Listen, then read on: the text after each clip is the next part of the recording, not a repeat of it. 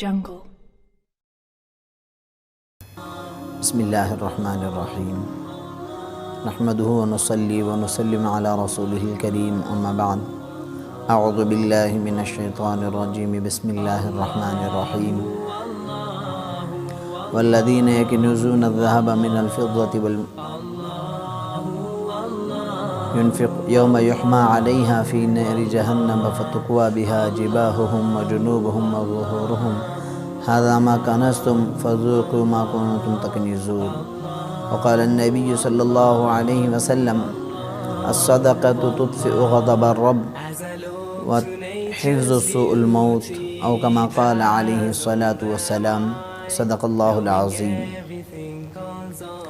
معزز سامعین کرام، نوجوانان اسلام،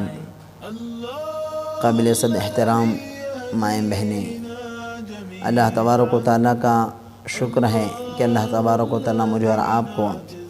رمضان جیسا بابرکت اور منعم مہینہ نصیب فرمایا. اللہ تعالیٰ ہم سب کو اس کی قدردانی کی بھی توفیق عطا فرمائے. ہمارا مذاکرہ دین اسلام کے اہم رکن زکوٰۃ کے متعلق چل رہا ہے. جس طرح گزشتہ پروگرامز اور نشست میں ہم نے فضیلتوں، ضرورتوں، تقاضوں، شرائط کو ہم نے سنا تھا، ایک آدھ وہ حدیث اور وہ قرآن کی آیت بھی ہم لوگ ذہن میں رکھیں جس سے اللہ تعالیٰ وعید، تنبیہ، ڈانٹ اور ناراضگی کے انداز میں فرما رہے ہیں کہ اگر تم اللہ کے ان احکامات کی پابندی نہیں کرو گے، نماز، روزے، حج کے ساتھ اگر زکوٰۃ بھی دین اسلام کا ایک اہم رکن اور اللہ کا حکم ہے، اس کو ادا نہ کرو گے تو اس کی بڑی زبردست، بڑی خطرناک شدت کی پکڑ اللہ کے یہاں ہے. اللہ تعالیٰ قرآن مجید میں فرماتے ہیں کہ جو لوگ مال کو صرف جماتے ہیں، خرچ نہیں کرتے، حتیٰ کہ 40واں حصہ جو زکوٰۃ فرض ہے وہ بھی ادا نہیں کرتے، ان کے تعلق قرآن یہ کہتا ہے والذین یکنزون الذهب والفضة، جو خزانہ بنائے رکھتے ہیں سونا چاندی کا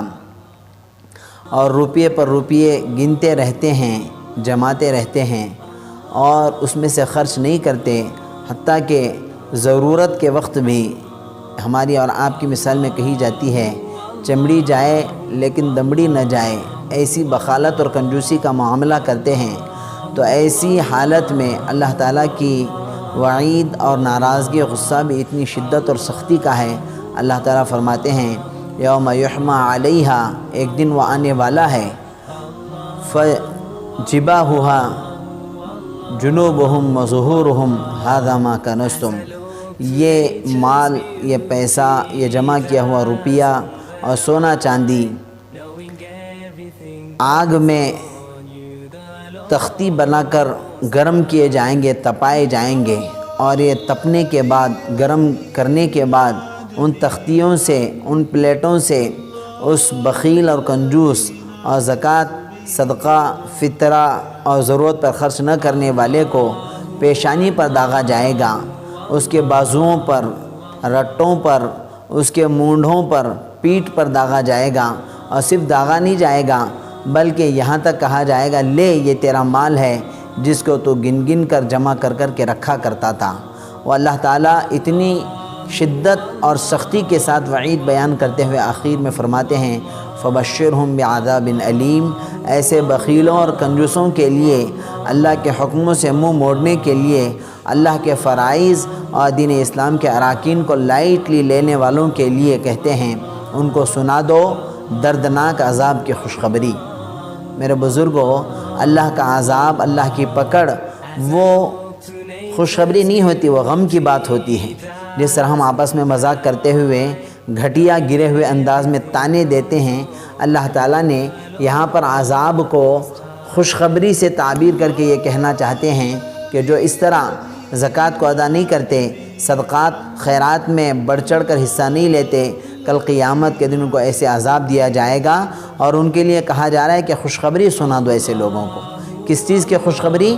دردناک عذاب کی، جو دردناک ہوگا، المناک ہوگا،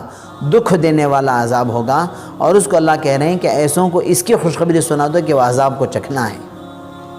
اور حدیث میں بھی اللہ کے نبی صلی اللہ علیہ وسلم نے ارشاد فرمایا، اللہ تعالیٰ اس مال کو کل قیامت کے دن گنجا سانپ کی شکل، ازدہے کی شکل بنائیں گے۔ گنجا جو ہوتا ہے وہ بڑا زہریلا ہوتا ہے، اور وہ اژدہا، وہ سانپ توق رنگ کی شکل میں گلے میں، گردن میں پھانس کی طرح ڈالا جائے گا، اور وہ ڈستا رہے گا، جس زہر سے مرے گا بھی نہیں، اور درد اور تکلیف سے کراہتا رہے گا اور بار بار ڈستا رہے گا۔ اس طرح اللہ تعالیٰ اس مال کو عذاب بنا کر مسلط کریں گے۔ تو میرے بزرگوں، یہ قرآن کی آیت جس میں اللہ تعالیٰ نے مال کے جمع کرنے، خرچ نہ کرنے کی وعید، اور داغے جانے پیشانی، بازو، مونڈے اس کا ذکر، اور خوشخبری اور دردناک عذاب کی طرف اشارہ ہمارے لیے ایک عبرت ہے، ہمارے لیے ایک سبق ہے۔ اور اللہ کے نبی صلی اللہ علیہ وسلم کا فرمان، گنجا سانپ مسلط ہونے والا ہے یہ مال، سانپ کی شکل اختیار کر کے۔ تو ان دو باتوں کو اللہ کے نبی صلی اللہ علیہ وسلم کے ان فرائض کی ادائیگی میں ہمیں سمجھنا ہے، عبرت لینا ہے، اللہ سے دعا بھی کرتے رہنا ہے کہ اللہ تعالی ہمیں صحیح مکمل صحیح حساب کر کے مستحقوں کو، صحیح حقداروں کو اور حقیقی لوگوں کو، اور صحیح محنت کرنے اور حقیقت میں محنت کرنے والوں کو پہنچانے کی اللہ تعالیٰ توفیق بھی عطا فرمائے۔ یہ دعا کرنے کے ساتھ ساتھ ہمیں بذات خود اللہ نے دماغ دیا ہے، دل دیا ہے، سنس اور سمجھنے کی صلاحیت دیا ہے، تو ہم بھی صحیح حقداروں کو سمجھ کر تلاش کر کے ان کو پہنچانے کی فکر کریں، نہ کہ رسمی، رواجی اور اپنے ڈیوٹی اور اپنے پیمنٹوں کے لیے کرنے والوں کی طرف توجہ دیں، دھیان دیں، بلکہ ان کو دینے سے زکوٰۃ ادا نہیں ہوگی تو حقیقی مستحق بھی مجبور رہ جائیں گے۔ اس پر ہمیں غور کرنے کی ضرورت ہے، اور حقیقت میں حساب کر کے سچائی کے ساتھ سچے مجبوروں معذوروں کو پہنچانے کی ضرورت ہے۔ اللہ تعالی ہم سب کو صحیح سمجھنے کی اور صحیح عمل کرنے کی توفیق عطا فرمائے۔ رمضان کے فیض و برکات سے مستفیض ہوتے ہوئے اس اہم رکن کو مکمل صحیح طور پر پہنچانے اور ادا کرنے کی توفیق عطا فرمائے۔ آمین۔ وآخر دعوانا الحمد للہ رب العالمین، والسلام علیکم ورحمۃ اللہ۔